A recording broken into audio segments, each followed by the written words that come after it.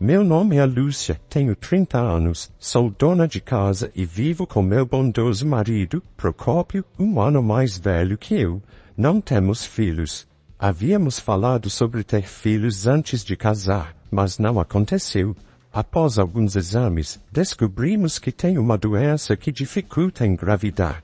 Discutimos por dias sobre fazer tratamento, mas Procópio disse: estou feliz, enquanto puder viver feliz com você, mesmo sem filhos. Então, não quero que você se preocupe demais. Meus sogros também disseram: só queremos que vocês dois sejam felizes, apoiaremos qualquer decisão de vocês.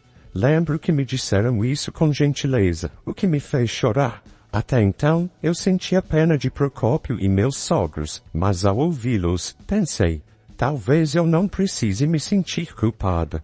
Minha família, Procópio e meus sogros, disseram que estava tudo bem não ter filhos. Quando comecei a pensar assim, minha preocupação diminuiu e me senti mais tranquila. No entanto, a preocupação não desapareceu completamente por causa dos meus pais. Eles se preocupam com o que os outros pensam e sempre trazem o assunto de filhos quando nos vemos. Procópio e meus sogros entendem, então planejamos viver juntos sem filhos. Mesmo explicando isso, meus pais diziam: não querem nos dar netos?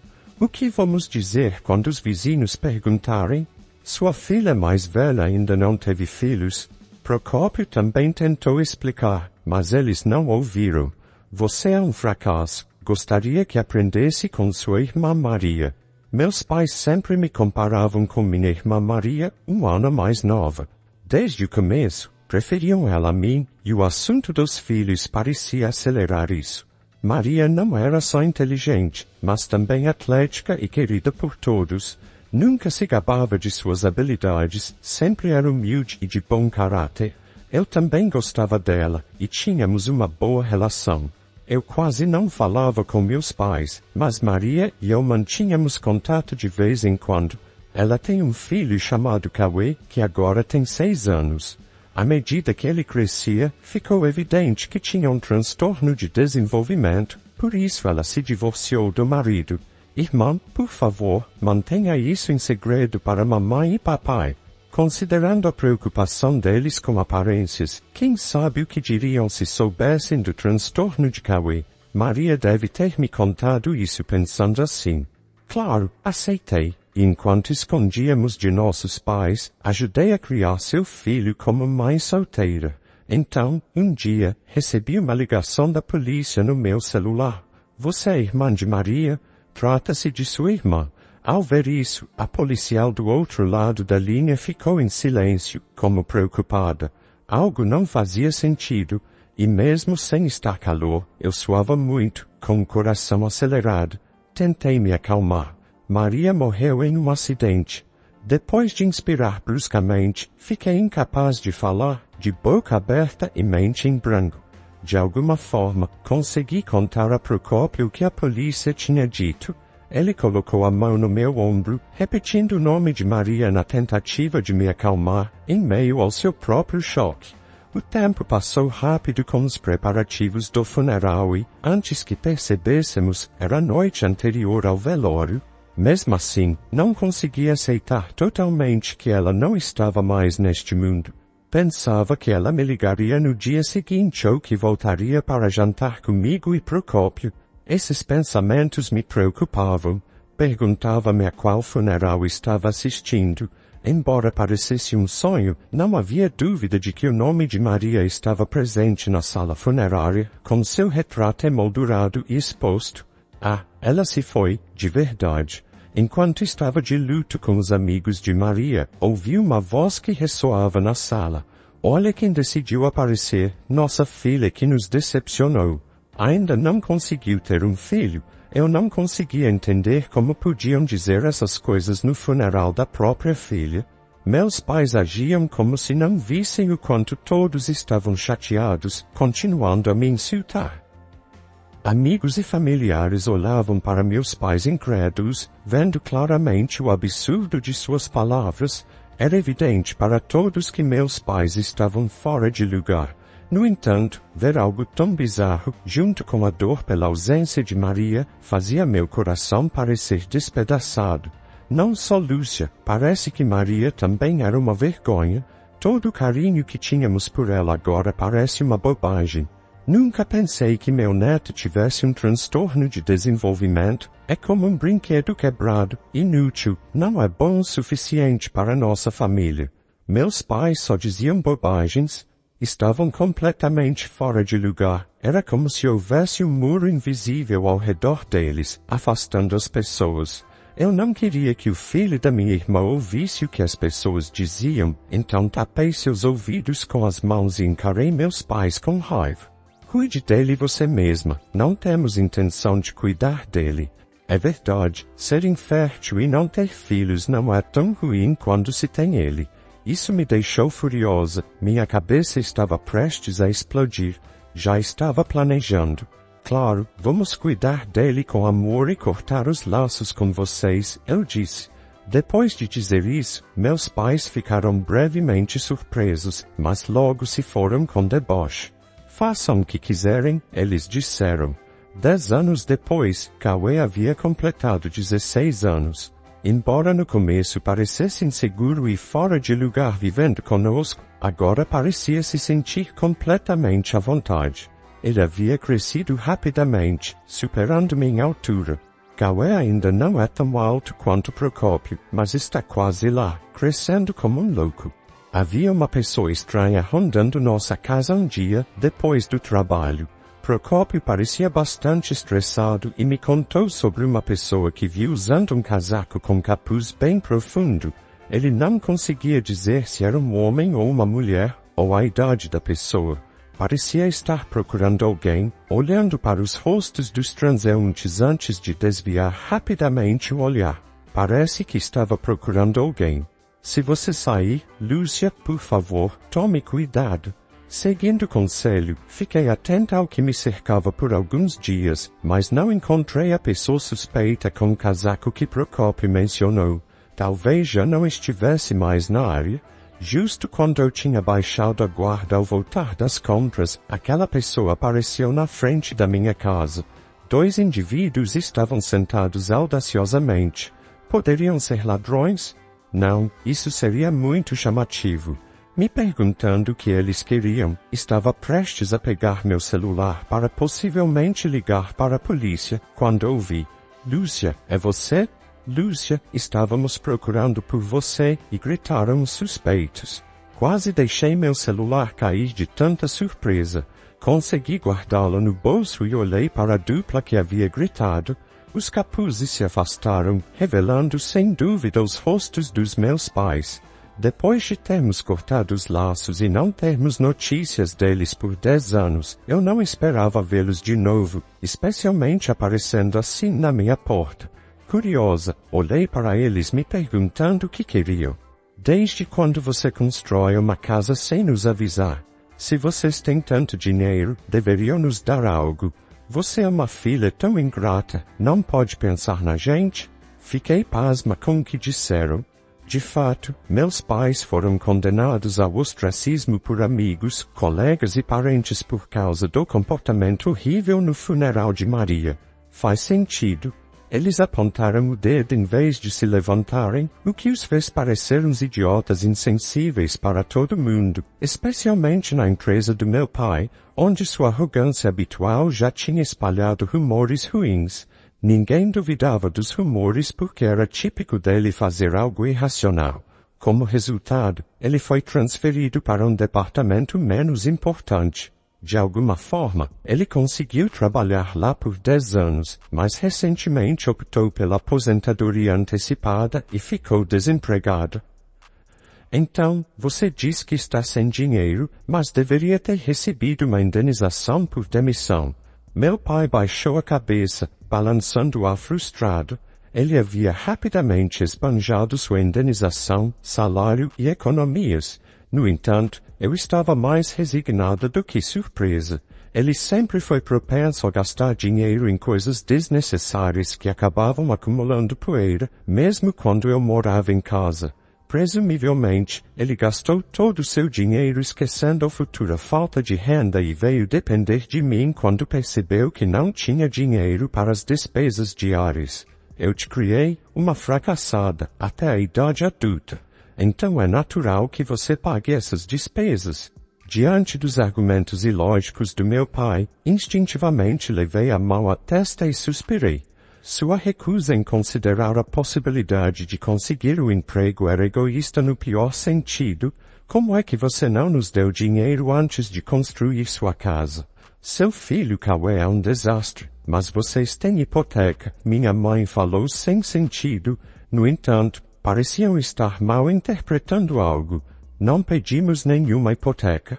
O quê? Minha mãe inclinou a cabeça com uma expressão confusa. Olhei para meu pai, que refletiu a expressão dela. Essa casa foi possível graças a Cauê. O quê? O que você quer dizer? Decidi explicar toda a história para meus pais. Cauê se deu muito bem com programação e usou sua capacidade de concentração para criar aplicativos online. Desde pequeno, ele se interessava por máquinas e muitas vezes observava atentamente o computador da família. No começo, eu trabalhava de casa com um computador e, um dia, ao me ver, ele expressou o desejo de tentar também. Então, deixei que ele começasse com jogos simples. À medida que aprofundava seus conhecimentos e ganhou seu próprio computador, ele ficou ainda mais aficionado. Um de seus aplicativos se tornou um sucesso, permitindo-nos levar uma vida confortável e feliz. Claro, nem todos os lucros do aplicativo foram gastos na compra da casa. A maior parte foi economizada. Pensamos em usar para as despesas de educação e manutenção de Cauê para que ele possa se concentrar no que gosta. Bom, se ele é um garoto tão incrível, você deveria ter nos dito antes. De repente, a atitude da minha mãe mudou drasticamente e ela começou a falar com uma voz doce, forçando um sorriso enquanto os lábios tremiam ligeiramente e meu pai fazia gestos exagerados com as mãos. Uma fracassada como você não pode cultivar o talento de Cauê, nós o acolheremos. Eles tinham esquecido o que disseram no funeral de Maria.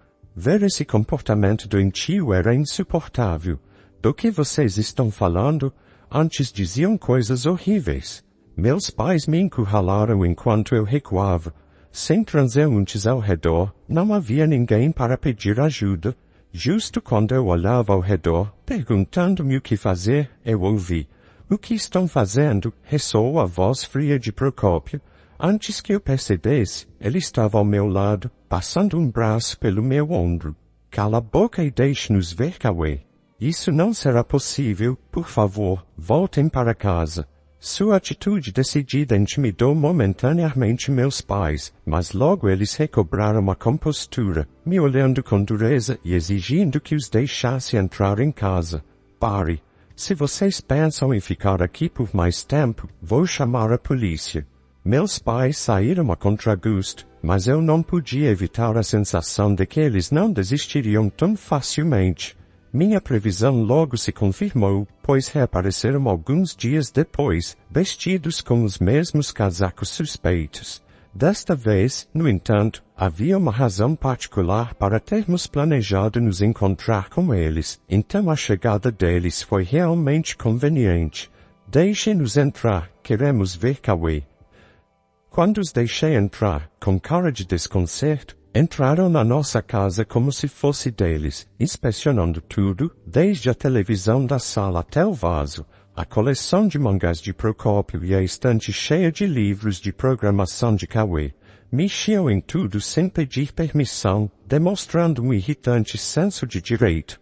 Preparei café para vocês, por favor, sentem-se.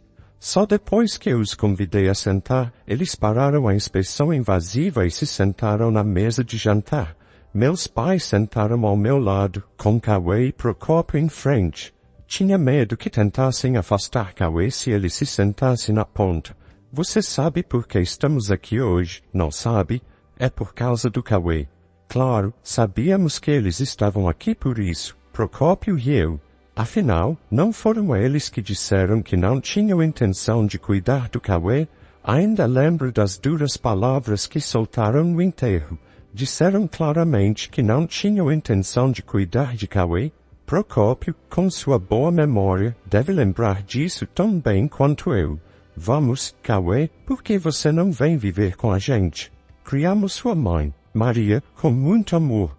Minha mãe começou a relatar com fervor o amor que derramaram sobre Maria desde que ela era criança, como nunca se irritavam com ela e compravam livros, brinquedos, roupas e acessórios, tudo o que ela queria.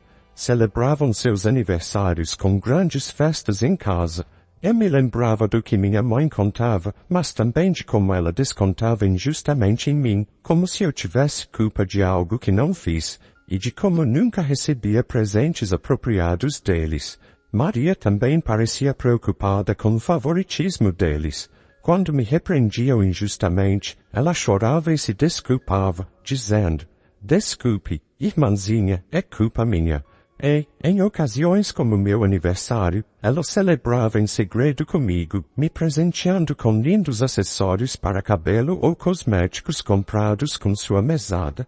Maria percebeu que algo estava errado no comportamento dos nossos pais e cresceu normalmente e com bondade, sem se deixar influenciar pela mentalidade deles. Ao que parece, meus pais confundiram isso com o resultado de sua boa criação. Viu? Assim como criamos Maria para ser uma menina tão amável, vamos criar você da mesma maneira. Meus pais lançaram um olhar esperançoso para Cauê. No entanto, ele fez uma cara de perplexidade e nos perguntou, a Procópio e a mim: "Quem são essas pessoas?" Fazia 10 anos que ele não os via, e talvez devido à falta de dinheiro, a aparência deles tinha envelhecido drasticamente e se tornado descuidada. Por isso era compreensível que ele não os reconhecesse. Chocados por terem sido esquecidos, meus pais ficaram mudos, com a boca se abrindo e fechando sem palavras. Congelados, inclinados sobre a mesa, Procópio lhes entregou algo. Meu pai, notando primeiro, lentamente virou o olhar e abriu o envelope para tirar o conteúdo. "O quê? Como você conseguiu isso?" Minha mãe, incitada pela voz surpresa do meu pai, olhou e ambos viram os documentos que comprovavam suas dívidas de jogo.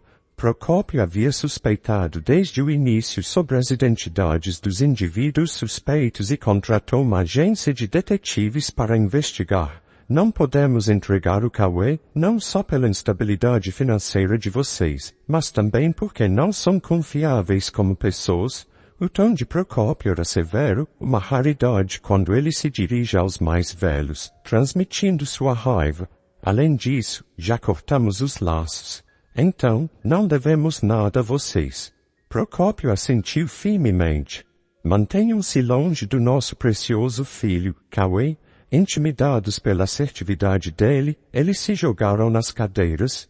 Não pareciam ter se machucado muito, mas tiveram dificuldade em se levantar devido à fraqueza. "Por que todos vocês são tão ingratos?" Com essas palavras de despedida, finalmente foram embora. Procópio e eu os vimos partir e então abraçamos fortemente Cauê, aliviados. Mais tarde, descobrimos que os pais tiveram que vender a casa para pagar as dívidas. "Por favor, deixem-nos ficar por um tempo, não temos para onde ir." Haviam pedido a familiares e conhecidos, mas ninguém os acolhia.